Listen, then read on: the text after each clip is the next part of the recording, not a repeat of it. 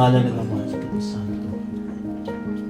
Panginoon, inahabilin namin sa iyo si Father Luciano. Huwag mo siyang pabayaan, malagiin mo siyang buhay sa iyong piling, alang-alang sa iyong awa at pag-ibig. Tayong lahat, Ama namin, sumasalangit ka, sambahin ang ngalan mo, mapasa amin ang kaharian.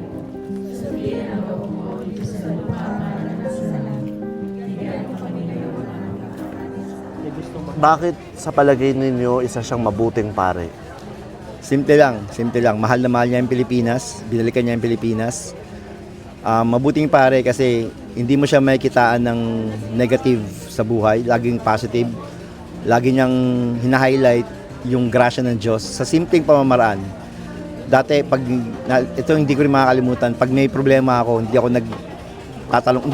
nagsasabi sa kanya, Father, may problema ako. Lagi niya akong kakausapin, lalakad tayo, mate tayo. Yung mate, yung Argentinian tea nila, magkukwentuhan kami. Tapos without knowing, sinishare ko na, without knowing, nabibigyan niya na ako ng inputs or ano yung mga bagay para gumaan yung pakiramdam kapag may mabigat na problema. Napakabuti niyang pare dahil simula't simula parang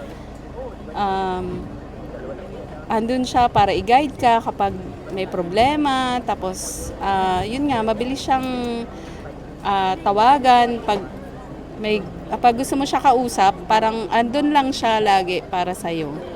Hindi siya nag-state na hindi kanya kausapin. Basta lagi niya sinasabi kapag may problema, lagi lang siyang nandun. I think na mabuting pare si Father Luciano kasi not only na nilalagay po niya yung sariling paa niya sa posisyon po namin, but he really tried his best na mapalapit po sa amin, and kapag lumalapit po kami sa kanya, hindi po siya katulad ng ibang pare na not only na parang magdadalawang isip ka po na lapitan.